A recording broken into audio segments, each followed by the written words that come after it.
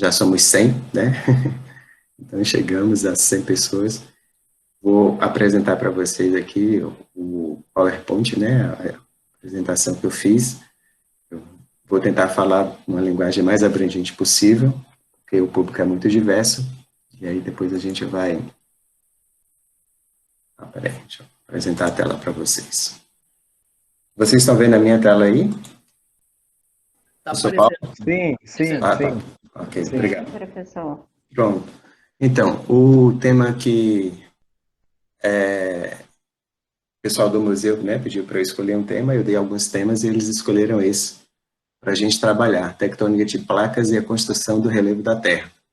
E aí, de cara, eu já trago aqui uma expressão do relevo aqui da Bahia, né, da Chapada Diamantina, Serra dos Três Irmãos, certo? Que pode até não parecer, né? Mas isso aqui também tem tudo a ver com a tectônica de placas, com a movimentação das placas litosféricas. Ó, então, aqui, né, essas serras, elas são de rochas metasedimentares, né? São rochas sedimentares originalmente, e sofreram um leve metamorfismo. E se nós formos olhar, né, as camadas aqui, elas estão levemente inclinadas. Faz parte de uma aba de um grande anticlinal, né, que é um anticlinal chamado anticlinal do Pai Inácio, tá? Bem, então, para quem não me conhece, eu sou o professor Carlos Uchoa, da Universidade Estadual de Feira de Santana. Como geólogo, né, eu atuo hoje na área de sedimentologia e neotectônica, tá? E paleossismicidade também, né? Então, o pessoal tem me procurado muito por conta dessa questão dos terremotos que ocorreram na Bahia, aqui nos últimos, do ano passado para cá, né? A gente teve vários registros. Então, esses são os temas que eu trabalho atualmente. Bem, falando de tectônica de placas e formas de relevo, né? Então, aqui nesse primeiro mapa, eu destaquei, né? Eu peguei um mapa do Serviço Geológico Norte-Americano e destaquei para vocês as principais cadeias de montanhas, né? Ou seja, as partes mais altas que existem no nosso planeta, tá? Então, as principais formas de relevo, aqui, por exemplo, a gente tem os Himalaias, né? O Monte Everest, um monte que tem quase 9.000 metros de altitude, a Cordilheira Norte-Americana, onde tem as montanhas rochosas, os Andes, aqui na América do Sul, né? Os Apalaches, na parte leste norte-americana, os Alpes, tá? Os Pirineus, Atlas, aqui na África, tá? E também tem aqui os Montes Urais, na Rússia, certo? Além dos Agros e os Montes Caledonianos. E tem as partes mais profundas, então eu destaquei aqui as partes mais altas, que são as montanhas nos continentes, e as partes mais profundas, que são as chamadas fossas oceânicas, tá? Essas fossas oceânicas, elas vão estar associadas, né, aos limites de placas convergentes, como a gente vai ver daqui a pouco, né?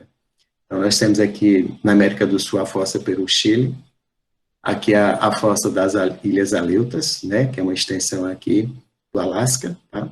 A fossa do Japão, a fossa das Marianas, que é o local mais profundo, né, da Terra, com quase 11 quilômetros de profundidade, né, ou seja, quase 11.000 metros de profundidade.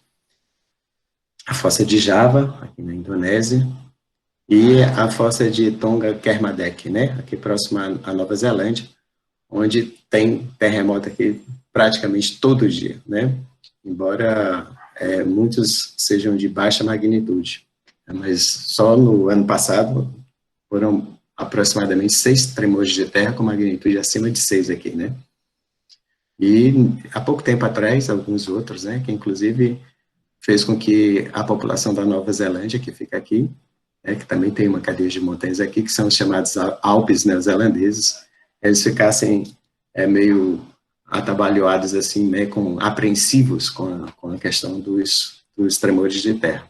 Então, destaquei as montanhas e as fossas, as partes mais altas e as partes mais baixas, mais profundas do nosso planeta, e tudo isso tem a ver com a tectônica de placas. Antes de eu falar propriamente da tectônica de placas, eu queria destacar para vocês assim, um pouco da estrutura da Terra. A gente tem a Terra dividida pela composição química, crosta, manto e núcleo, e pelo comportamento físico. E por que eu quero destacar isso? Porque quando eu falar de placas, eu estou falando de placas litosféricas, tá? Então, as placas, né, a gente chama de placas tectônicas, na verdade são placas litosféricas, ou seja, são pedaços da litosfera, tá? Que essa litosfera é a camada rígida do planeta, né? E lito, né, quer dizer rocha, esfera rochosa, então é a parte rígida, tá? E que ela se fragmenta em vários pedaços, né? Essa capinha de nada aqui, né, a litosfera, ela se fragmenta em vários pedaços e vai se movimentar, e é isso que vai originar as grandes formas do relevo do nosso planeta, como eu mostrei aqui no slide anterior, tá? Então, quando a gente falar de placas, são esses pedaços da litosfera. Então, aqui nós temos a distribuição das placas, tá? Então, cada uma aqui de uma tonalidade diferente, né? Essa placa, aqui, por exemplo, é indo-australiana, certo? A placa africana, a placa sul-americana, que é a placa que nós estamos, que ela está aqui na cor amarela, tá? O Brasil está aqui, né? Longe das bordas das placas, tem um limite divergente aqui entre a placa sul-americana e a placa africana, e aqui um limite convergente entre a placa sul-americana e a placa de Nazca. Então, diferentes tonalidades aí, né? Tem placas, algumas de tamanhos grandes, como a placa do Pacífico, que corresponde a 1/5 da superfície da Terra, né? E outras placas menores, né? Algumas placas, como a placa das Filipinas, a placa Scotia, que fica aqui no sul da América do Sul, a placa Juan de Fuca, né, que fica na parte aqui da América do Norte, na parte oeste aqui da América do Norte. Então, são placas grandes e placas pequenas, ou seja, formatos diferentes, tamanhos diferentes, e elas estão se movimentando uma em relação às outras. E é isso que vai dar o dinamismo ao nosso planeta, tá? Então, no caso do Brasil, né, a gente está aqui na placa sul-americana, certo? Onde essa placa do lado oeste, ela se choca com a placa de Nazca. Então, essas setas aqui é o indicativo do movimento delas, né? A placa sul-americana está migrando aqui para o oeste, para a esquerda de quem está olhando. A placa de Nazca, ela está migrando para leste, né? Para a direita de quem está olhando. E aqui é o outro limite, aqui já é um limite divergente, onde está tendo o afastamento, né? Da criação de crosta oceânica aqui, onde a placa africana vai nesse sentido e a placa sul-americana no sentido oposto. Então, nós aqui no Brasil, é comum dizer, né, que não tem terremotos e tal. Hoje a gente sabe que não é bem assim. Só os terremotos existem, por exemplo, mas eles não são tão fortes assim quanto aqueles terremotos que ocorrem nas bordas das placas. Tá? Aqui são as maiores placas, tá? A gente vai ver aqui algumas dessas placas destacadas. A primeira que vai aparecer aqui vai ser a placa da América do Sul, né? A placa norte-americana, placa sul-americana, norte-americana, a placa do Pacífico, tá? Que vai estar aqui abrangendo todo a indo-australiana, certo? A placa da Antártida, a placa eurasiana, ou eurasiática, certo? A placa africana. Então, essas são as maiores placas. Existem outras placas menores, como eu falei, tá? Entre elas aqui, tem a placa de Nazca, que está aqui do lado oeste da América do Sul, e é o choque da placa de Nazca com a placa sul-americana que vai elevar a grande cadeia de montanhas andinas que existe aqui na margem oeste da América do Sul, certo? Bem, é a movimentação dessas placas, por exemplo, que fizeram com que a Pangeia, né, eu acho que vocês todos já ouviram falar da Pangeia, foi o último supercontinente que existiu no nosso planeta, e há 200 milhões de anos atrás, a Pangeia começou a se separar, tá? Então, aqui está a Pangeia, o oceano, né, a Pantalassa, tá? E aí nós temos, ó, os continentes começam a se afastar, primeiro aqui, ó, se formando no Atlântico Norte, o Atlântico Sul só vai abrir depois, em torno de 130 milhões de anos, é que ele começa a se abrir. E observem, gente, uma coisa que eu vou chamar a atenção para vocês, onde é que está a Índia aqui, ó? A Índia está aqui, ó, bem no sul, né? Ela vai migrar aqui para norte para se chocar com a Ásia. Esse choque ocorre há cerca de 38 milhões de anos atrás, tá? Então, aqui o Atlântico Sul se abrindo, tá? E olha a Índia aqui, ó. Então, a gente estava falando aqui, né, da Pangeia e da separação, e é exatamente essa movimentação das placas que vão fazer com que os continentes se separem, né? E haja toda a formação dos novos relevos, ou seja, dos relevos atuais que a gente está observando hoje em dia no nosso planeta, tá? Então, a Índia aqui, ó, ela vai se chocar com a Ásia há 38 milhões de anos e vai elevar os Himalaias. Enquanto isso, a América do Sul migrando aqui para o oeste, tá? Aí a gente tem aqui a formação tanto da fossa, né, pelo Chile aqui, como também dos Andes na parte continental aqui, certo? Bem, essa aqui é só para a gente ter uma ideia, né? A gente vai falar dos tipos de limites de placas, porque os relevos, eles vão estar associados a esses limites de placas, tá? Então, a gente tem limites de placas divergentes, que é quando as placas, elas estão, né, se afastando, tá? Estão crescendo, e esse material que está sendo criado, ele está se afastando um do outro.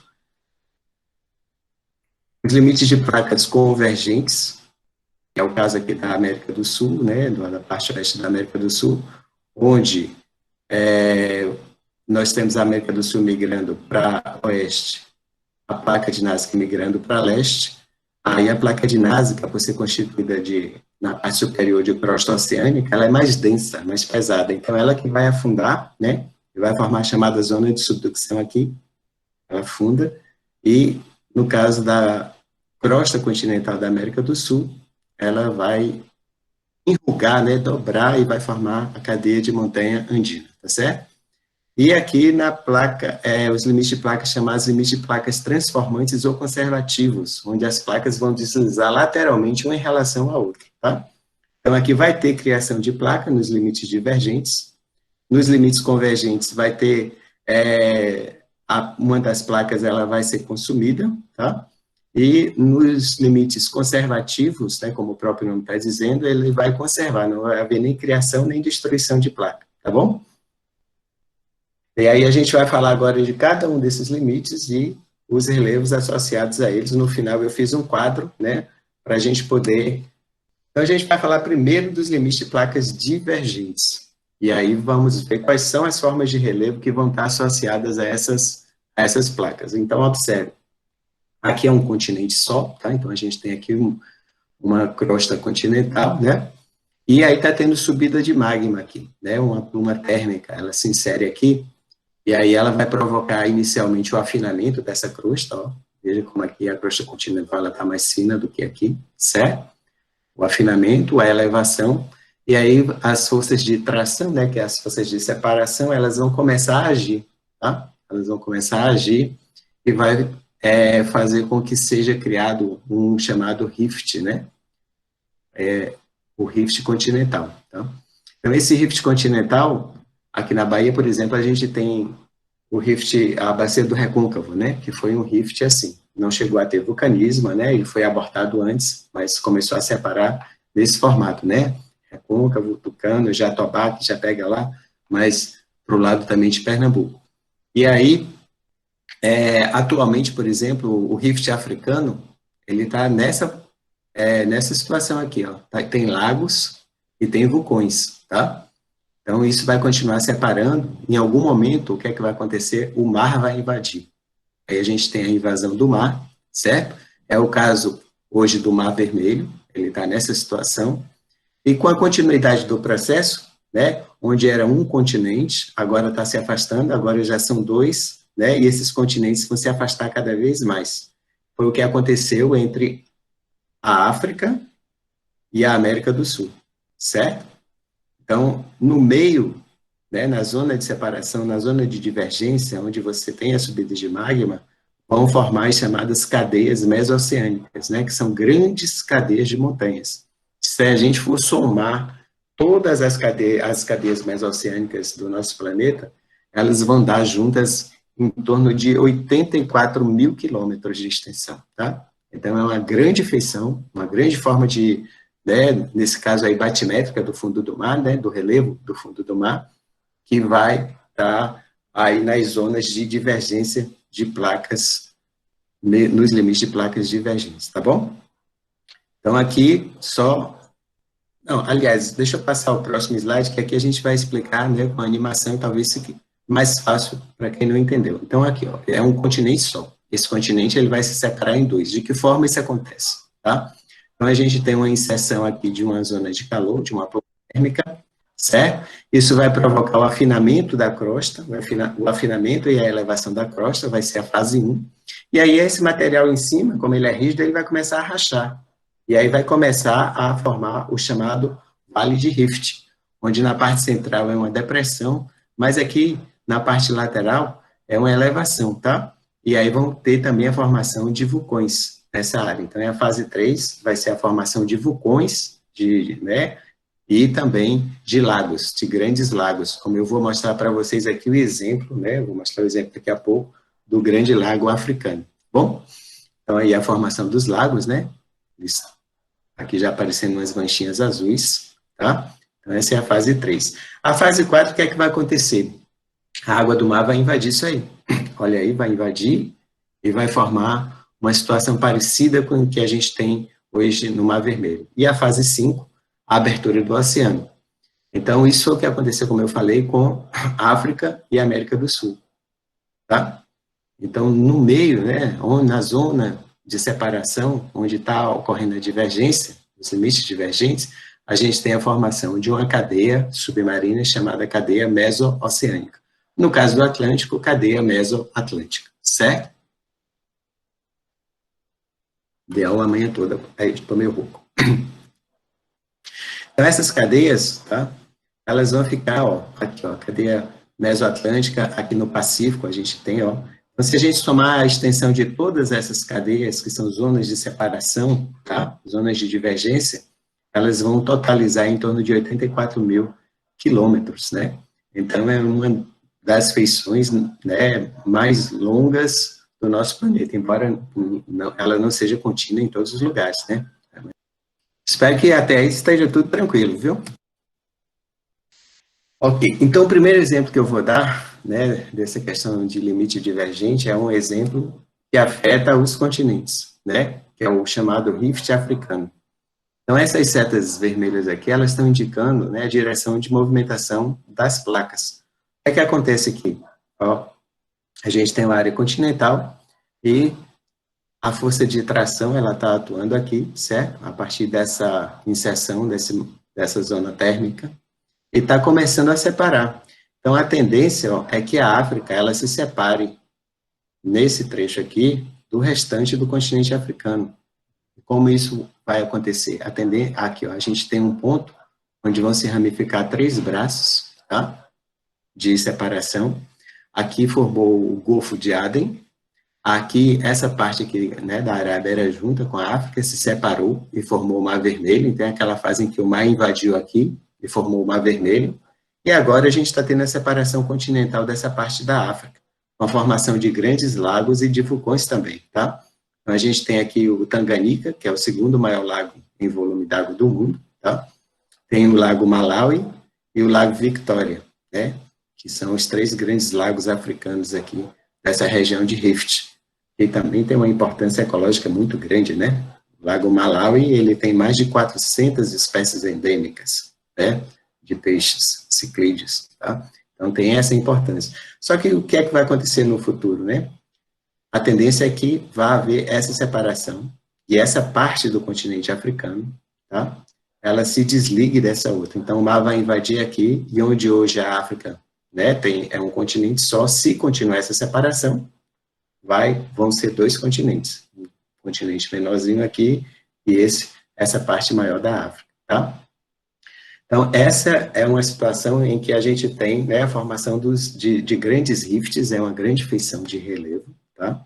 Onde a parte central dele tá? Forma normalmente uma depressão, mas como isso aqui elevou antes, né? Lembra que isso aqui eleva antes? Então, esses lagos aqui mesmo, eles estão, o Tanganica mesmo, ele está a mais de 700 metros, né, de altitude, ao espelho d'água dele, tá? Até porque nessas bordas aqui, né, as bordas do rifts, elas sempre se elevam. Inclusive, isso aqui também foi fundamental, existe um rio que passa aqui, que é o Rio Congo, tá? É o maior rio da África em volume d'água, né? O maior em extensão é o Nilo, que é esse aqui, e o Congo, ele tem influência, né, do traçado dele também por conta da formação desse rift africano. E no caso do Nilo também, né, o Nilo, ele só é o Nilo, digamos assim, por conta desse rift, porque uma das nascentes dele é aqui no Lago Victoria, tá? É do Nilo, chamado Nilo Branco, e a outra nascente é aqui na Etiópia, tá? Nas terras altas da Etiópia, também associada ao rift. E aí você tem aqui nessa área aqui, né, é uma área que chove um pouco mais do que as áreas vizinhas, eles chamam até de monções africanas, né, e vai fornecer 80% das águas do Nilo vem daqui, né, dessa região alta da Etiópia, associada a esse dique, ou, perdão, a esse rift, né, ao rift africano, tá certo? Vamos tentar clarear ainda mais essa história, né? Então, ó, aqui é uma imagem de satélite, onde a gente tem aqui o Golfo de Aden, o Mar Vermelho, aqui é a África, né, com o Nilo, e o Nilo, certo? E aí a gente vai ver algumas imagens aí da região do Rift, tá? Essa é a região do Rift, a gente vai ver, né, olha só, as fraturas que existem lá, tá? Então, isso aqui são sinais, né, de uma zona de divergência, que tem algumas explosões riolíticas, né, que são as explosões de vulcânicas, né, com um magma muito viscoso, mas o que predomina aqui é o magma basáltico, porque ele é muito fluido, né, então o vulcanismo fluido, essas rochas mais escuras, né, são basálticos.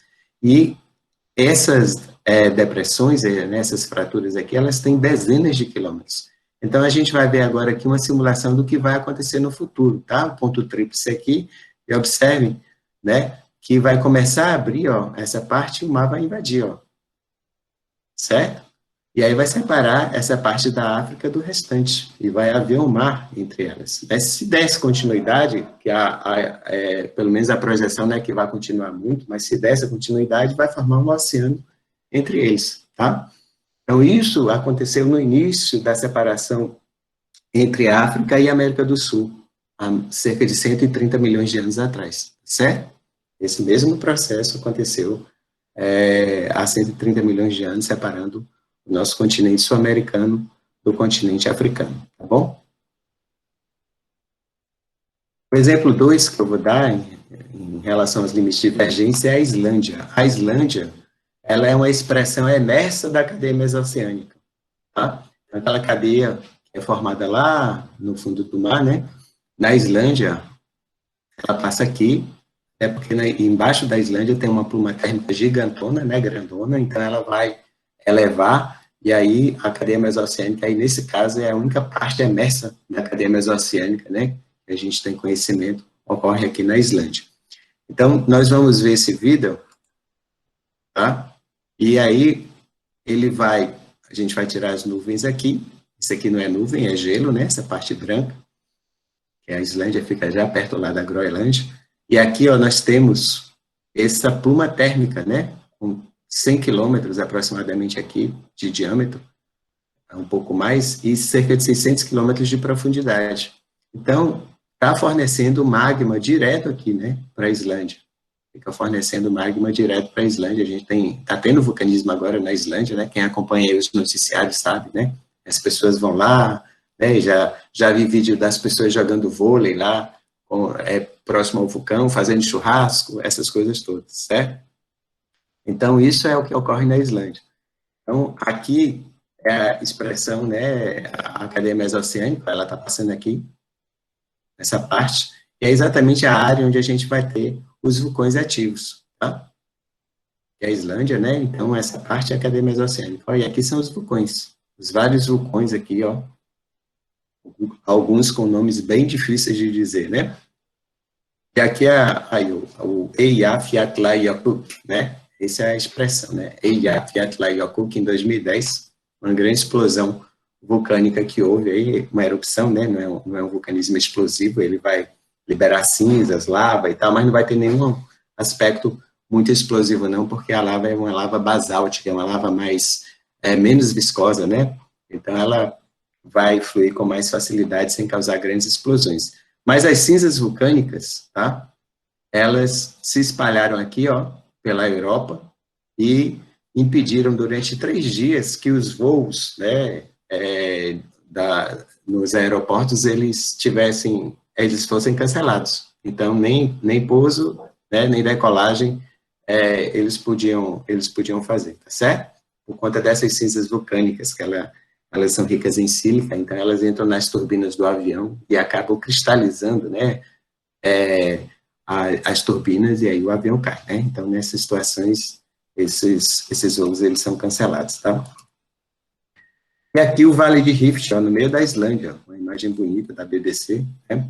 A gente tem aqui, ó, da mesma forma que a gente tem o Vale de Rift lá no fundo do oceano, no meio da cadeia mesoceânica, ele aparece aqui também na Islândia, certo? Só que aqui ele vai estar mais rasinho, né? Porque tem a erosão, aí vai caindo material aqui dentro, tem toda essa dinâmica aqui, né?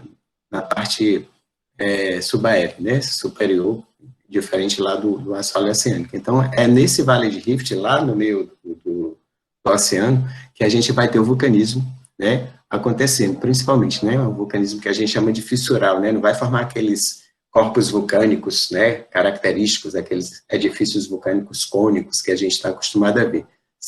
É um vulcanismo fissural, tá bom? Fissuras, né, fraturas, tá?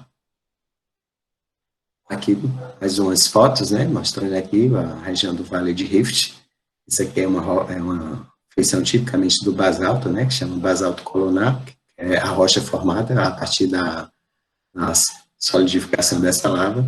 E aqui é um mergulho lá, até turístico, né, que o pessoal faz para poder ficar, né, os mergulhadores entre a placa da eurasiática, ou eurasiana, e a placa norte-americana, tá? Então, isso aqui é uma fratura, e como essa tem outras, e essa fratura ela já foi mais estreita. Mas como aí é uma zona de divergência, aos poucos essa fratura ela vai abrindo cada vez mais, tá?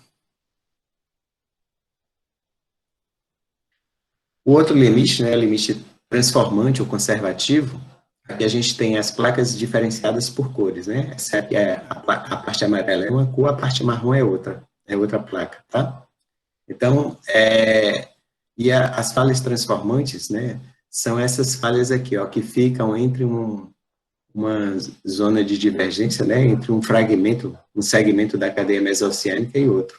Eu tracei aqui uma linha azul, ó, essa aqui são as falhas transformantes, porque vai haver o deslizamento lateral aqui, ó, aqui não vai haver nem criação nem destruição de placa, né, elas vão simplesmente deslizar lateralmente. E o maior exemplo, né, na verdade, o exemplo mais estudado que a gente tem, até porque fica num país considerado de primeiro mundo e em cidades importantes, né, como São Francisco e Los Angeles, é a falha de Santo André, tá? Aqui na Califórnia. Então, aqui nós temos essa movimentação, tá? Essa está se movimentando para cá, né? E a outra no sentido oposto. Ou seja, esse deslizamento. É isso que vai provocar uma grande quantidade de terremotos aqui, inclusive, né, um terremoto de 1906 na cidade de São Francisco, que destruiu praticamente toda a cidade, tá certo? Então, como é que vai acontecer esse movimento? Simples, ó, esse movimento ao longo do tempo. Isso é ao longo de milhões de anos, viu, gente? Não vai acontecer nessa velocidade que eu estou mostrando aqui, não, tá? Então, ao longo de milhões de anos, essas placas, elas vão, né, se deslizando uma em relação à outra, fazendo esse movimento lateral aqui, tá certo? Rapidinho. Então, aqui a gente tem uma foto aérea da falha de Santo André, e uma dos indicativos, né, que a gente tem de que essa falha ela está se movimentando lateralmente é essa questão aqui dos rios, ó, eles vão ser desviados, eles têm os cursos desviados, tá? Então, esse rio vem aqui, ó, aí nesse trecho ele vai na linha de falha, e aqui ele sai já distante dessa área, indicando que essa parte, né, do bloco de falha está se movimentando para cá, para a nossa direita, né, a gente na geologia chama isso de movimento destral, né, e aqui se movimentando para o lado oposto, tá? Então, esse é o movimento da falha de Santo André. Então, aqui tem um desenho esquemático, o rio aqui, e aí ele tem aqui. Alguém ia fazer alguma coisa? Só complementar uma pergunta bem específica do Fábio, Claro. que você está com a figura. Ele pergunta se toda falha pode ser considerada um rift, como no caso dessa falha de St. Andrews, né? Então, isso que ele quer saber. Ou a falha do Vale do Paraíba. Se pode ser considerado um rift? Professor, não, né? Assim, a falha, quando você tem o rift, o que é que acontece? Você tem que ter mais de uma falha associada a esse rift. Deixa eu voltar aqui, então, uma figura. Então, aqui, ó, por exemplo, essa situação aqui, né? A gente tem uma formação de rift, então são várias falhas associadas, tá? Pelo menos duas falhas, porque o que é que a gente tem no rift, né? Duas falhas que vão limitar, onde esse bloco interno ele vai descer e, relativamente, os externos vão subir, tá? Então, nesse caso, sim, é um rift. A falha em si, não, né? Uma falha só, ela não constitui um rift, tá? Ela pode formar uma zona de depressão e tal, mas ela não vai formar um rift. Okay? Então, o rift é o conjunto de falhas, pode dizer assim? É um conjunto de falhas, mas tem que ter essa feição de abatimento, de descida. Né? Descida. Então, tem que ter pelo menos... E solapamento? Assim, porque solapamento indica uma queda para mim, né? É como se fosse uma queda. Então, nesse caso, é uma descida lenta, né? Descida lenta, tá. Entre duas falhas, ok? Aí você tem esse material descendo, ok? E, ao contrário, o chamado host, né? É quando você tem elevação. Você tem a falha assim, e esse bloco interno, as falhas, ele sobe. Aí você tem o host, tá? Certo. Eu tenho até uma figura aqui disso, eu posso mostrar depois para vocês. Pode ser? Obrigado. Pode. Obrigado, Paulo. Obrigado, professor. Disponha, querido. Voltando aqui, falei de St. Andrews, né? Bom, agora a gente vai falar dos limites convergentes. Então, nós temos 3 tipos de limites convergentes, tá? Então, o primeiro deles é aquele que se choca 2 placas oceânicas, né? Então, 2 placas oceânicas vão se chocar. É esse caso aqui, tá? Nesse caso, normalmente vão formar os chamados arcos de ilha, né? A gente vai ver um exemplo no próximo slide, tá? E aí formam também outras grandes expressões, como as fossas oceânicas, né? Como a gente viu lá naquele slide do mapa, onde eu destaquei as montanhas e as fossas. Então, essas fossas, essas depressões, elas vão formar exatamente na zona de choque dessas placas, tá? Tanto entre 2 placas oceânicas, quanto entre uma placa oceânica e uma continental, tá bom? Só que aqui, ó, a gente vai ter a formação dos arcos de ilha, e quando é o choque de uma placa oceânica com uma continental, a placa oceânica, ela sempre vai descer nesse caso, porque ela é mais densa, tá? Ela é mais pesada. Aí vocês podem dizer, mas aqui são 2 placas oceânicas, né? Como uma vai descer e a outra não? A que desce, ela está mais fria, então mais densa, ou então com a taxa de sedimento maior sobre ela, que vai aumentar o peso dela, e aí isso é que vai fazer com que ela desça, tá bom? E aqui, nesse caso, entre o choque entre uma placa oceânica e uma continental, a oceânica sempre desce, tá? À medida que ela desce aqui, ó, ela vai levando sedimento, essa parte amarelinha aqui, água, e vai diminuir o ponto de fusão aqui, e vai gerar um novo magma, né? Um magma mais rico em sílica, mais viscoso, que pode dar origem a essas intrusões grandonas graníticas aqui, tá? Que os geólogos chamam de batólito, e também a vulcanismo andesítico, né? Que é um vulcanismo também explosivo, de caráter explosivo, tá? A gente vai falar um pouquinho mais sobre isso.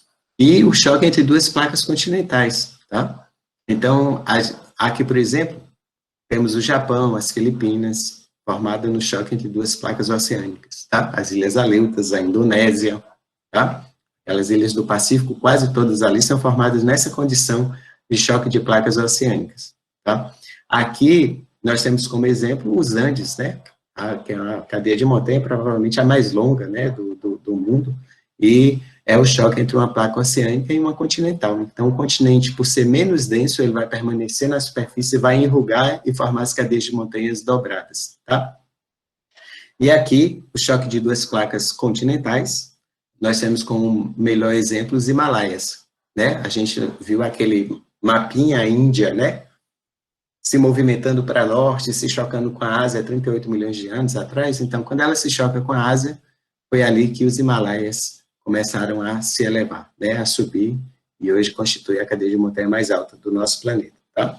Então, vamos lá. Primeiro, choque entre duas placas oceânicas. Aqui é o mapa do Japão, né? Então, o Japão, ele é formado nessa situação. Então, a placa mais densa, né, ou por ser mais fria, ou por ter mais sedimento aqui acima dela, ela vai descer, e aí, quando ela começa a se fundir aqui parcialmente, né, não ela exatamente, mas essa região aqui, onde ela traz água e sedimento daqui, tá, de cima, vai descendo junto com a placa, e aí vai começando a formar um magma um pouco mais viscoso, e vai dar origem, né, às ilhas vulcânicas, aos arcos de ilhas vulcânicas, né? Então, vai ter a fossa oceânica, que é a parte mais profunda aqui dessa área, certo? E a formação desses arcos de ilha aqui, tá? Aqui pode formar ainda uma região que a gente chama de bacia de retroarco, tá? Aqui atrás. Mas aí quem não é muito íntimo da geologia não precisa se prender muito a esses termos, não, né? O importante é a gente tentar entender o processo, tá? Agora, o segundo tipo é o limite de placa, o choque entre uma placa oceânica e uma placa continental. Então, como eu falei, né, a placa que tem crosta oceânica em cima, ela sempre vai ser mais densa. A crosta oceânica aqui, ela está representada com essa tonalidade verde. E aí, ela vai descer. E no que ela desce, ela leva sedimento, tá vendo?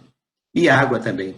Aí vai diminuir o ponto de fusão aqui dessa área, vai começar a originar um magma, né, mais viscoso, que é o mais rico em sílica, que pode dar origem a essas intrusões grandonas, né, graníticas, chamadas de batólito, tá? E também ao vulcanismo explosivo, né, que é um vulcanismo andesítico.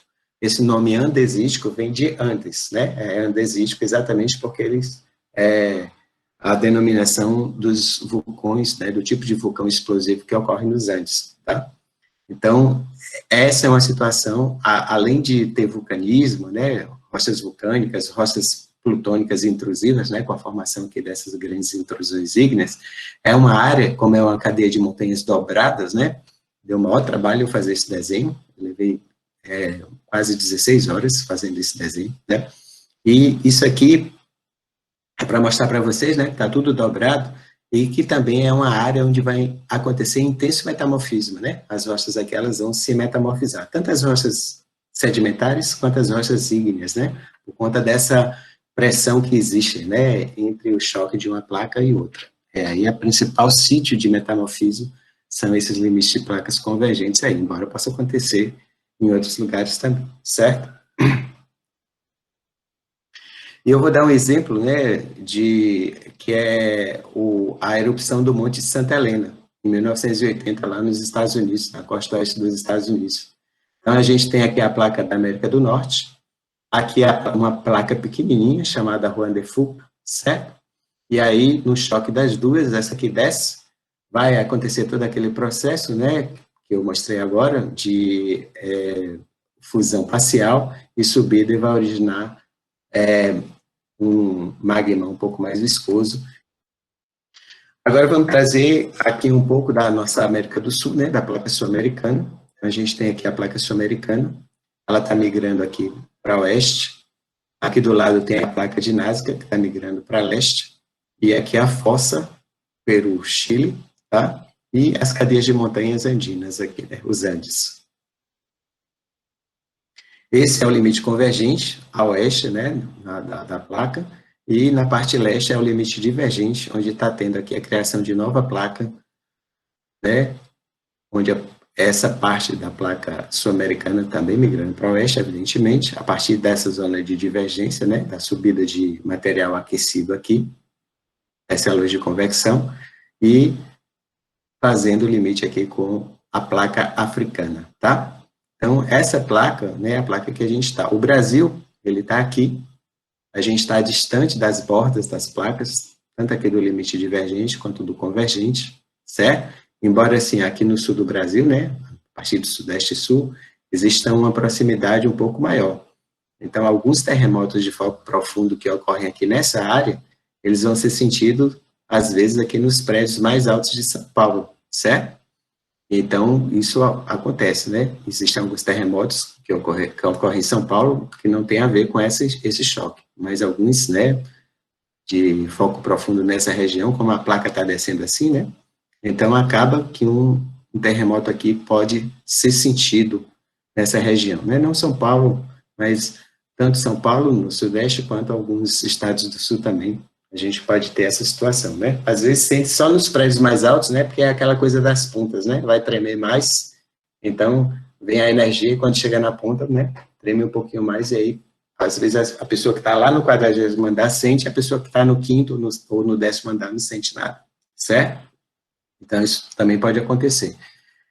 Então aqui nós temos a formação dos Andes, né? Da grande cadeia de montanha andina e da fossa oceânica aqui do Peru-Chile, né, duas grandes expressões do relevo da Terra, formada por esse choque de placas. Então, aqui a gente tem a placa sul-americana, aqui tem os Andes, né, e a placa de Nazca, ó, ela está aqui e aqui descendo, ó, aí vai haver essa fusão parcial, né, no choque, na zona de choque, vai formar a fossa oceânica, então formam essas grandes intrusões ígneas, que eu falei aqui, né, graníticas, e aqui o vulcanismo explosivo, tá? Então, são esses processos que vão acontecer e vão resultar nessas grandes formas de relevo, né? Tanto da formação dos Andes, quanto aqui das fossas oceânicas, nesse caso aqui a fossa Peru-Chile, né? Uma zona de choque entre uma placa com crosta oceânica e outra com crosta continental, na parte superior, certo? Bem, aí eu trago aqui para vocês algo, né, em termos de interação sistêmica. O que é isso? É a gente mostrar que não tem nada isolado no nosso planeta, né? As coisas vão acontecendo. Essa coisa, por exemplo, da pandemia, né? Começou lá na China e já tomou o mundo todo, né? Em algum momento o Brasil se tornou o epicentro, né, dessa Covid, né? Hoje é a Índia. Então, assim, é sistêmico, né? Está tudo interagindo, tudo interligado, certo? Então, a elevação dos Andes, por exemplo, foi o que permitiu a formação, né, da maior bacia hidrográfica, né, que existe, que é a bacia amazônica. Obviamente, está associado também ao fato da gente estar aqui numa zona equatorial, onde tem uma zona de convergência intertropical, que chove muito, tá? Mas olha só, nós temos uma grande cadeia de montanhas e associada a todas essas grandes cadeias de montanhas vai ter um grande rio, certo? A não ser que essa cadeia de montanhas exista numa área desértica, né? Aí você não tem a chuva, aí falta um elemento dessa interação, tá? Mas a partir do momento que os Andes se elevaram, né, ele permitiu com que, por conta do degelo e da chuva, né, o degelo aqui, a gente vai ter as nascentes aqui no Peru, exatamente nessa região aqui, né, no elevado Misme aqui no Peru. Então, vai descendo aqui, certo? O Solimões, aqui o Rio Negro, o Rio Madeira. Então, todo esse agregado, né, esse emaranhado de grandes rios que vão desembocar aqui no canal principal do Amazonas, tá? Isso está associado à formação dos Andes, tá? Da mesma maneira que a gente tem também a formação da fossa oceânica aqui, né, Peru-Chile, por conta dessa zona de choque de placas tectônicas. Além disso, outra interação sistêmica vocês já ouviram falar em algo que o pessoal chama popularmente de rios voadores? Eu não gosto muito desse termo, né, mas é assim que é conhecido. Então, o que é que acontece? Essa área aqui do Brasil e da América e do Uruguai, aqui na América do Sul, né, ela fica numa região entre 20 e 30 graus aí, acima de 20 graus de latitude sul. Então, é uma região propensa ao desenvolvimento de desertos, tá? E aí o que é que acontece? A umidade da Amazônia, chove bastante aqui, mas parte da umidade, ela se choca aqui com os Andes e vai descendo aqui, ó. Então, vão formando o que o pessoal chama de rios voadores, então vão trazendo umidade aqui para o sudeste, e aí, por isso, a gente não tem, um dos motivos, né, a gente não ter desenvolvimento de desertos nessa área aqui, tá? Então, por isso que, se a gente queima a Amazônia, como o pessoal está fazendo atualmente, isso vai refletir diretamente sobre a quantidade de chuvas no Nordeste, tá? Só lembrando, né, há um tempo atrás, acho que uns 2 anos atrás, uma grande quantidade de queimada da Amazônia, o que foi que aconteceu? Onde é que foram parar essas cinzas? Lá em São Paulo, né? As pessoas que moram em São Paulo, inclusive, acho que o professor Paulo Borgiani me falou isso, né, que parece que deu assim 16... Ficou tudo preto aqui. Isso, 16 horas já estava tudo preto. As cinzas vindo lá, né, das queimadas do Amazônia, do Pantanal, bem distante, né? Então, a gente tem que ter esse cuidado com o nosso planeta, tá certo? Nada ocorre isoladamente, está tudo interligado. E, por fim, né, a questão do choque entre 2 placas continentais. Então, aqui é uma simulação, a Índia, né, caminhando aqui e se chocando com a Ásia 38 milhões de anos atrás, certo? Então, entre elas ainda havia, sim, né, crosta oceânica, então aqui era um choque de uma placa com crosta oceânica e continental, mas o continente acabou se juntando. Então, aqui o desenho mostrando, ó, ainda se chocando com a Ásia, certo? Existia crosta oceânica entre elas, essa crosta oceânica depois ela vai ser reabsorvida pelo manto, vai quebrar aqui, a gente vai já ver, enquanto isso, ó, enquanto ela ainda se movimenta para cá, os Himalaias estão subindo, ó, vai quebrar agora, quebrou, certo? Então, houve aí a junção da Índia com a Ásia, formando os Himalaias, aqui o platô do Tibete, né, forma essa parte alta, onde tem o platô do Tibete, que tem, por exemplo, o deserto de Gobi, certo? E aqui a planície, que chama planície Gangética, né, onde vem o rio Ganges e o rio Brahmaputra aqui também, que está associada à criação desses rios, também à elevação dos Himalaias. Então, mais uma coisa aí sistêmica, né, para a gente ver que tem essas interações entre a dinâmica interna do planeta, que vai fazer com que as placas se movimentem, e a dinâmica externa, tá? Então, aqui o Havaí, tá? A pluma térmica aqui, a pluma do manto, a placa, a direção da placa, ó, se movimentando nesse sentido, e aqui a gente tem a ilha atual do Havaí, a maior ilha, na verdade, né, que é a ilha mais recente, que está acima do ponto quente, onde tem os grandes vulcões, o Mauna Loa e o Kilauea, tá? E aqui as ilhas mais antigas, né, vai ficando mais antiga à medida que vai se afastando, essas aqui já tem 3,8 a 5,6 milhões de anos, enquanto que a ilha maior, ela tem 700 mil anos até rochas atuais, né, tá? O Kilauea, que é um dos vulcões mais ativos do mundo, a gente vai ver aqui, nesse modelo digital de terreno, o Mauna Loa, tá?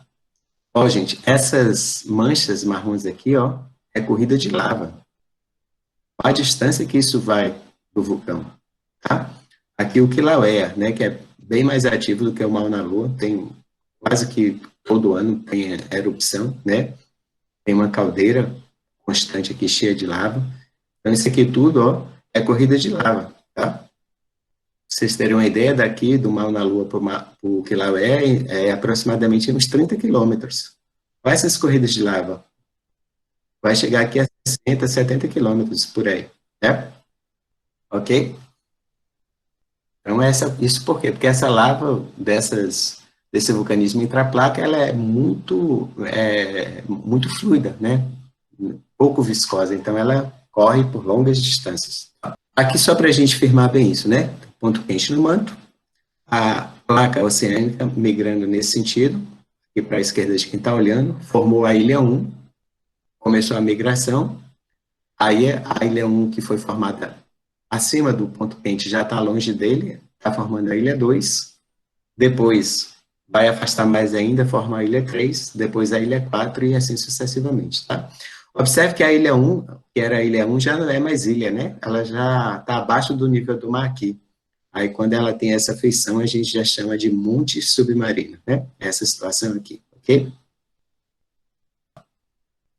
Aqui só para a gente ter uma ideia da movimentação, da velocidade da movimentação das placas, né? Essas placas, elas estão se movimentando, mas aos nossos olhos isso vai ser bem lento. Então, aqui no Atlântico mesmo, A gente tem alguns lugares que ela se movimenta a 2,5 centímetros por ano, 3,8 centímetros por ano, enquanto que no Pacífico a velocidade é maior, né? 17,2, 11,7, 18,3. Então, também a variação, a velocidade de deslocamento dessas placas vai variar ao longo delas aí, mas a gente não vai entrar. Aproveitando só uma pergunta bem rápida com essa figura. Claro. Tem umas pessoas que não entenderam assim, a relação do continente brasileiro com a placa sul-americana. Eles pensam que o Brasil não tem placa, ele está distante. Quer dizer, onde que ele está situado nas placas? Ah, certo. Tá bom. Eu vou fazer o seguinte, eu vou voltar aqui, e aí eu vou mostrar para vocês onde é que o Brasil está. E depois eu retorno lá, porque a gente já vai mostrar o último slide agora, tá? E ó, aqui, ó, gente. Aliás, deixa eu fazer isso aqui. Aqui, pronto. Observe, ó.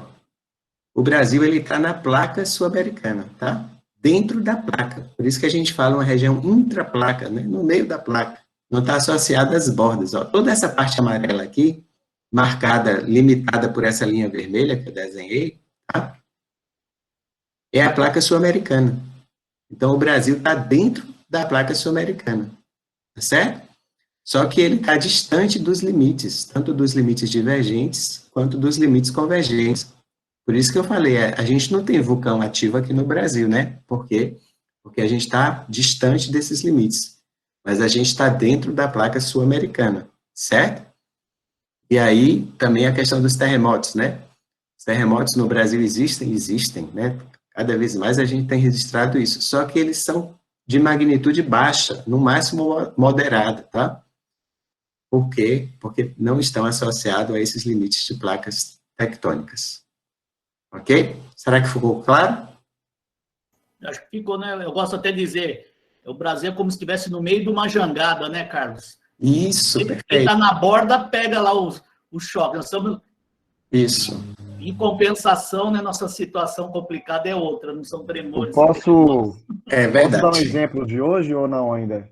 Pode sim, fale. Na aula hoje, eu expliquei justamente isso hoje na aula de geografia, né? Certo. E eu coloquei o exemplo 2 mesas, uma de frente para a outra, e coloquei um objeto no meio da mesa. Perfeito. Fizemos um choque, no meio da mesa não mexeu. Daí mudei o objeto, coloquei na borda da placa, mexeu mais que no meio. Para os alunos entenderem, entendeu? Excelente exemplo, viu? Parabéns aí pela didática. Então vamos lá, voltar? Eu acho que agora a gente já vai chegar no último slide. Perfeito, obrigado aí pela ajuda de vocês, viu? Pronto.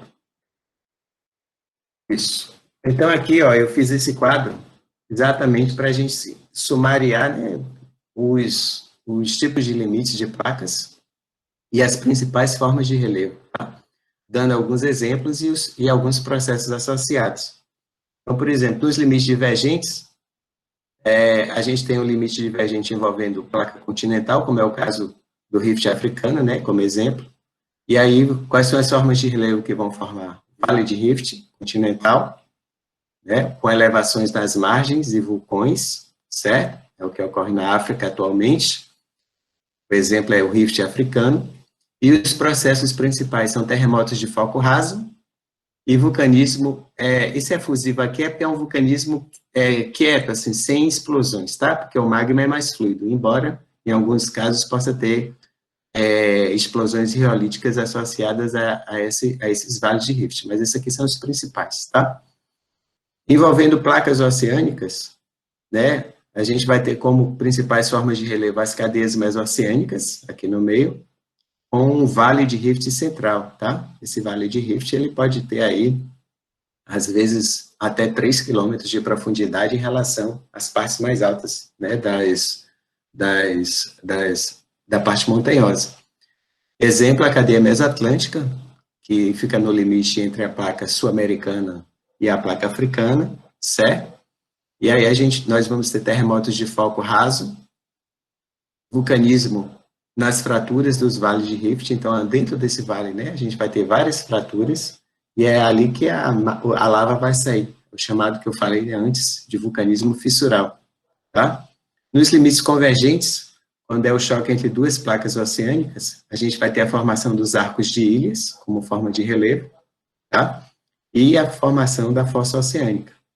Embora exista outra, né? Existe uma bacia aqui, né? Que a gente chama de bacia de retroarco aqui atrás também. Mas eu destaquei aqui os principais, tá? Exemplos, tem Japão, Filipinas, Ilhas Aleutas, Indonésia, tá? Então, são locais onde ocorre esse tipo de choque de placas. Por isso, lá tem muito terremoto e tem muito vulcão também, né? Nas Filipinas mesmo, em 1991, o vulcão Pinatuba entrou em erupção, lançou tantas cinzas no ar que a região passou 3 dias escura, né? Como se fosse noite, de tanta cinza que tinha, tá? Nesse caso, vão acontecer terremotos de foco raso, intermediário e profundo. Por que isso, gente? Porque a placa vai descendo. Então, enquanto ela estiver, né, se deslocando aqui, onde a energia for liberada, aqui vai ser terremoto de foco raso, aqui terremoto de foco intermediário, e aqui terremoto de foco profundo, enquanto ela estiver descendo. Vulcanismo explosivo, tá? Que é o vulcanismo andesítico. Esse vulcanismo saiu torto, né? Não devia estar aí. E grandes intrusões ígneas também pode acontecer, né? Que são os batólitos que eu falei. São aquelas intrusões graníticas grandes, tá? É daí que vem o granito, né? Que a gente vê hoje em dia aí na superfície, né? Porque tem a erosão e tem uma coisa que chama compensação isostática, ele vai subindo e em algum momento ele chega na superfície, mas ele é formado em grande profundidade, tá? No choque entre uma placa oceânica e uma continental, a gente tem as cadeias de montanhas, com magmatismo, né, vulcanismo e também grandes intrusões ígneas, e a formação da fossa oceânica. Exemplo, né, as cadeias de montanhas dos Andes e também os Alpes, tá? Os Alpes atuais, né, os Alpes têm vários períodos aí de formação. Terremotos rasos, intermediários e profundos, né, pelo mesmo motivo do outro, vulcanismo explosivo, e a ocorrência de grandes intrusões ígneas, além do metamorfismo, né? Eu mostrei para vocês, né? As montanhas, um monte de dobrinha ali e tal, associada àquela zona de choque, então isso vai metamorfizar as rochas, principalmente também por conta que é uma zona aquecida, uma zona térmica, né? De muito calor. Então a gente tem metamorfismo nessa área. No choque entre duas placas continentais, quais são as principais formas de relevo, né? Cadeia de montanhas com extensos platôs associados, como é o caso dos Himalaias e do platô do Tibete, terremotos rasos, intermediários e profundos, tá? E vulcanismo é raro, né? A não ser que ainda tenha placa oceânica entre eles, sendo consumida, e também metamorfismo. E nos limites transformantes, elevações em áreas continentais podem se formar, né? Nas regiões lá do Monte da Falha Santo André, né? A gente tem as elevações laterais, vales associados a essas falhas, né? E bacias, né, que a gente da geologia chama de bacia de Pugaparte, é um tipo de bacia específico associado a essas falhas transformantes, tá? Então, exemplo, a falha de Santo André, e quando é no assoalho oceânico, né, essas falhas transformantes, elas vão afastar 2 segmentos da cadeia mesoceânica, né? Então, essa está vindo para cá, a outra está indo no sentido oposto, e esses segmentos estão se afastando um do outro. Vão acontecer terremotos de foco rasos, e quando essas falhas estão na proximidade com outros limites, pode acontecer vulcanismo, mas isso é raro, tá? A gente tem aqui os tipos de limites de placas, né? Divergentes, convergentes, transformantes, e as principais formas de relevo associadas, né? É o que a gente se propôs a trazer aqui, com os seus respectivos exemplos e os principais processos associados, tá bom? Então, aqui é só agradecer a vocês, né, pela participação. Aqui são os nossos canais, no Facebook, tem a página Geologia Básica, onde eu divulgo as geociências, né? Já estou começando a convidar outras pessoas também para fazer isso junto comigo. Tem o canal no YouTube, Geologia Básica, onde tem alguns vídeos e aulas também, tá? De geologia. E no Instagram, @geologia_básica, tá? Então, era isso que eu tinha para apresentar para vocês. Agora a gente já pode partir para as perguntas, né? Muito bom. Elisandra, eu posso sintetizar aqui as perguntas? Eu anotei algumas coisas. Elisandra? Pode sim, professor. Tá. Eu fui selecionando que Olha, muitos elogios, muito didático, o pessoal ficou maravilhado. Que Aí massa. tem que juntar muitas perguntas que você acabou respondendo, né? Então, eventualmente, se eu pulei alguma pergunta aqui, me desculpem e podem puxar a orelha. A primeira coisa, muitos ficaram interessados, as suas figuras são lindas, as figuras foram você que desenhou, tem autoria sua, se haveria a possibilidade de disponibilizar esse PowerPoint para usar em aula, como estavam pedindo. Certo. Essas figuras, a maioria, elas estão lá nas páginas, nas redes sociais. Do Instagram, né? No Instagram e no Facebook, né? Que são muito boas. Eu também vou usar. Ah, Tá em ótimo. português, né? Tá muito bom. É horrível, né? De pôr material em inglês. Eu acho, né? Tem que... Sim. Então, estão muito bons. Parabéns. Obrigado. A maioria, na verdade, assim, as minhas pesquisas são mais de material em inglês, mas aí eu pego e fiz os meus desenhos e as minhas traduções. Alguns desenhos não são meus, tá? Mas os que são, estão ali, né, informados quais são, tá certo? Então, eu vou fazer mais ou menos, não vou seguir na ordem, para primeiro umas coisas mais específicas, né? Certo. Primeiro, o Fábio Guimarães, acho que até ele informou, ele tinha que buscar a filha, não sei se ele ia poder ficar, mas fica registrado. Ele queria saber mais ou menos a placa da Escócia, né? Como é que é o movimento dela ali, né? Os limites. É um movimento bem complexo, né? Porque ela tem uma grande quantidade de zona de subducção associada, né? E pouca coisa de divergência. Então, assim, nem sempre esses movimentos eles vão ser bem homogêneos, como a gente vê na placa sul-americana, que está migrando para oeste. A placa africana, por exemplo, ela está rotacionando no sentido horário, né? Então, a placa africana, ela tende a fechar o Mediterrâneo e ali naquela região vai criar uma cadeia de montanhas, né? No futuro, por conta dessa rotação da placa africana que vai fechar o mar Mediterrâneo, tá? Muitos estão querendo saber se essa aula vai para o YouTube ou você vai disponibilizar. Eu vou disponibilizar o link, eu não sei se eu tenho como colocar essa aula no YouTube, mas se eu tiver, eu vou colocar lá na página. Foi muito boa, viu? Eu recomendo. Obrigado. E aí, como você falou dessa questão, muitos perguntaram, né? Você já tem uma ideia, né, de como é que está indo o movimento da África, o que vai acontecer no futuro. Então, como é que vai ser o futuro dos continentes com esses movimentos? Já um supercontinente, tem até o nome, né? O Blay fala muito. Eu não lembro exatamente do nome. Não é Amásia? Não é Amásia? É Amásia, exatamente. Amásia, isso. Então, a tendência, gente, é que esses continentes, eles voltem a se juntar, tá? No futuro, acredita-se que isso possa acontecer aí em torno de mais uns 150, 200 milhões de anos, né? Ou seja, é bem futuro mesmo, certo? E depois eles vão se separar novamente. Só que quando se separar, não vão ser mais África, América do Sul, Ásia, vão ser outros continentes completamente diferentes, certo? É que nem muita gente, né? Casa e separa, né? É mais ou menos isso, professor. Muitos perguntaram dos sismos induzidos.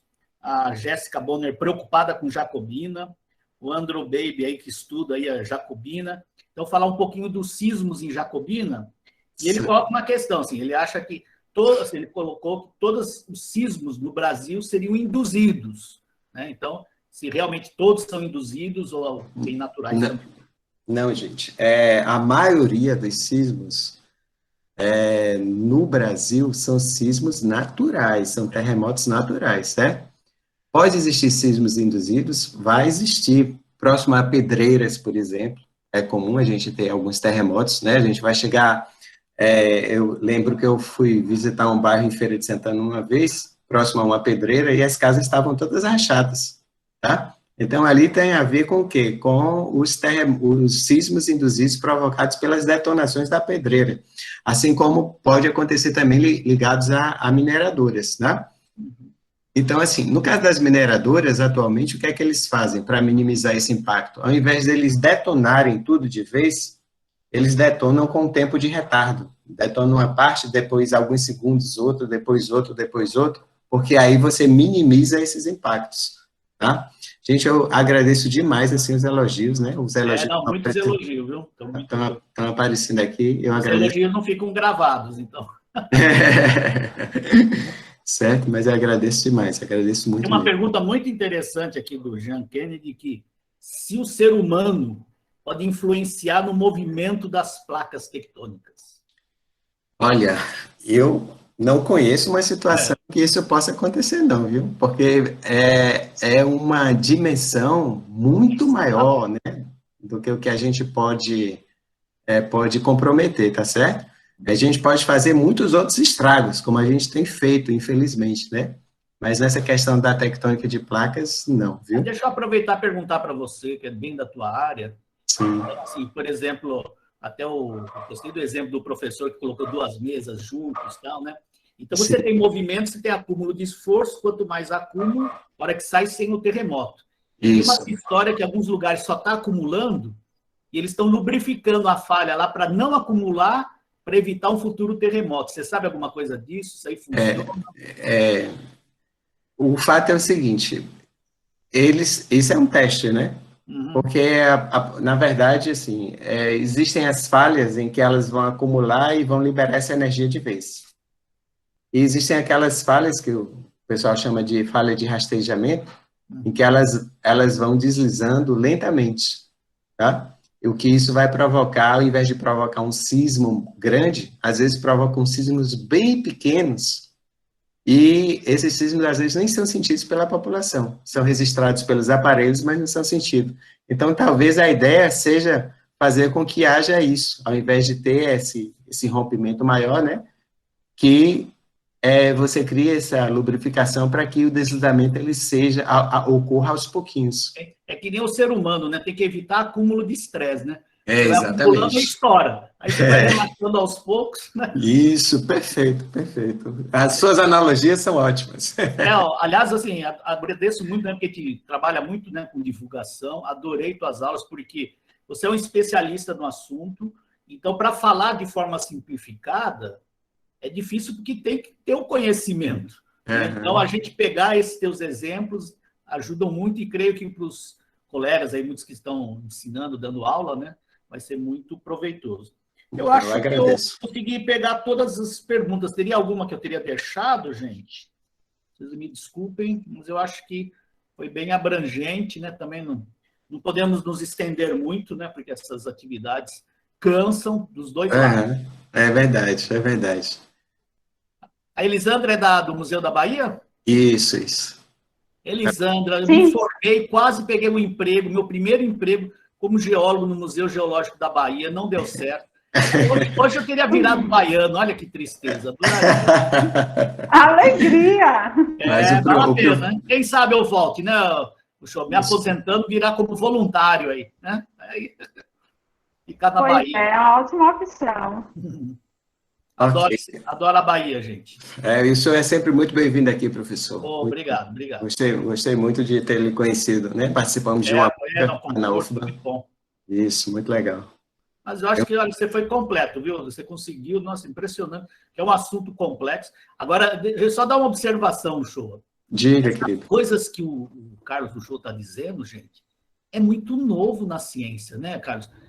Isso é a geologia moderna. Eu estudei geologia em 1980 com professores dizendo que não existia tectônica de placas. Vocês acreditam nisso? Então, essa aceitação hoje é muito recente. Então, a coisa evoluiu muito. Ninguém questiona, né, essas questões, né? Tem muitas dúvidas ainda, né? Até o que gera esse movimento e tudo. Mas isso que está ocorrendo está aí e é comprovado, né? Realmente, muito bom. Ok. Mais alguma dúvida, gente? Eu espero... Fiz o meu melhor, viu? Assim, foi mesmo. Procurei o mais didático, ser o mais foi muito didático. Eu agradeço muito. E sua opinião, professor Baldieri, é muito importante. Eu agradeço muito. Imagina, prazer. Referência para mim. Professor Paulo, também o Museu Geológico agradece muito a sua participação, a sua interação, assim como também a participação de outros professores que estão aqui presentes também, de outros estados, de outras academias também, professores também do ensino médio, ensino fundamental. Principalmente isso. Isso daí foi um trabalho maravilhoso. O museu teve um público assim que não esperava, foi muito bom mesmo. Nós estamos aqui até vibrando pelo público que teve aqui hoje. E é o papel do museu, né? Falar das pedras, né? Falar das pedras para a sociedade. Muito bom. Isso. E é uma pena, esse momento ele está fechado, mas é preciso estar fechado, mas assim que estiver aberto, eu convido todos vocês a conhecer ou visitar novamente o museu. É lindo. Agradeço aí, viu? Muita gente falando. Não. Obrigado mesmo, de coração. E, assim, eu achei legal, fiquei preocupado em princípio, mas depois acho que ficou bem legal, porque tem gente de diferentes cidades, como eu falei, né, de diferentes conhecimentos técnicos também. Então, a gente teve aqui, desde alunos do ensino médio, tem uma menina de 11 anos que disse que ia se inscrever, que queria ouvir a palestra. Olha aí. E aí o pessoal do ensino médio, graduandos, graduados, tá? E mestrandos, doutorandos e professores universitários também, tá? Então, assim, foi bem diverso, eu realmente fico bem feliz. Professor, eu estou com uma dúvida sobre as placas tectônicas. Como se um continente ou estado se separasse, o que ia acontecer com as placas tectônicas e as mudanças que aconteceram no mar ou nessa região que foi separada? Então, vamos... boa pergunta essa sua, viu, Kaique? Qual a sua idade, Kaique? Só para eu... Hein, Kaique? Sua idade, Kaique, você pode falar? Espera. Ô, professor, eu tô com problema aqui no fone, mas eu tenho 15 anos. Tá bom, obrigado, então, pela sua pergunta, viu? É assim, ó, só para você ter uma ideia, quando estava separando a África da América do Sul, começou a ter também a separação aqui no Nordeste, tá? Que é exatamente a formação da Bacia do Recôncavo. Agora, imagine se essa separação continuasse. O que é que ia acontecer? Parte do Nordeste do Brasil ia se separar do restante. E entre essa parte do Nordeste que se separasse do restante do Brasil, o mar ia invadir ali, tá? E aí a gente ia ter, provavelmente, um período de vulcões, como a gente tem lá no Rift Africano, tá? Algumas elevações. Então, nós iríamos ter uma movimentação maior, do terreno, ou seja, uma dinâmica maior, com vulcões, com terremotos nessa área. Então, onde se separar ali, vai ser uma região, né, de limite, e, consequentemente, vamos ter terremotos e vulcanismo associado nessa área, tá certo? Professor? Diga, Schwab. Boa tarde, eu sou graduando da UFRN aqui, no caso, o estado do Rio Grande do Norte. Sim. E ali, um dos primeiros slides, onde você estava falando sobre essa questão dos levantamentos, né, que são desdobramentos modernos ali e tal, aí a dorsal mesoatlântica ali. Sim. Que é um limite divergente, no caso, seria, né? Exatamente. Certo. Aí, mas você tem alguma dúvida em relação a isso, não? Não, é porque eu parece que eu não tinha visto ali num dos primeiros slides. Mas... Ah, certo. Okay. Mas gente, onde você tem a cadeia mesoceânica, né? Ela está associada a um limite divergente, tá? Onde você tem as zonas de subida das células de convecção. Não sei se você chegou a ver, né? Quando eu mostrei aquela animação do PVC. Então, onde você tem essa ascendência, essa subida das células de convecção, ali vai ter uma zona de divergência, onde vai atuar a força de separação, né? Que a gente chama de força de tração, né? Ok? Ok, obrigado. Eu tô com saudade de Natal, viu? Logo volta aí. Eu agradeço, viu? Obrigado aí por tudo, pelas palavras de carinho. Tá? Um momento muito prazeroso, Shoa. Muito obrigado por proporcionar isso. Já assisti umas aulas suas, são muito boas, é muito agradável. Eu que agradeço, professor. Obrigado. Viu? E temos que falar das pedras para a sociedade. Gente, vocês sabem disso, né? O Brasil é uma deficiência, não tem muito geociências no ensino médio, no ensino fundamental, e isso é uma culpa nossa, né, Uchoa? Nós precisamos, como geólogos, né, a gente põe essa culpa, então a Elisandra aí com o museu cumpre essa lacuna, é muito importante, né? Então, muito legal ver isso, né? Tem todo o meu incentivo. Grande abraço aí para todo mundo aí. Abraço para vocês também, gente. E assim, eu enviei o e-mail, né? Então, vocês já têm o meu e-mail institucional, tá? Que o convite foi a partir do e-mail institucional que vocês receberam, tá bom? Então, quem quiser entrar em contato depois, já tem aí meu e-mail. Gente, eu vou mandar uma figurinha em resposta ao Carlos, vai para todo mundo por e-mail. Vocês conhecem a Laerte, uma que faz cartoon, faz desenho? Sim, sim, eu conheço. Então, você sabe que ela é trans, né? Ela é filha do Coutinho, professor aqui de mineralogia. Você sabia disso? Não, isso eu não sabia, não. Professor Coutinho. Então, ela tem muita influência de geologia. Uhum. Ela fez uma figura ótima que vai ilustrar a tua aula. Vocês vão ver lá, eu vou mandar. Foi muito sutil.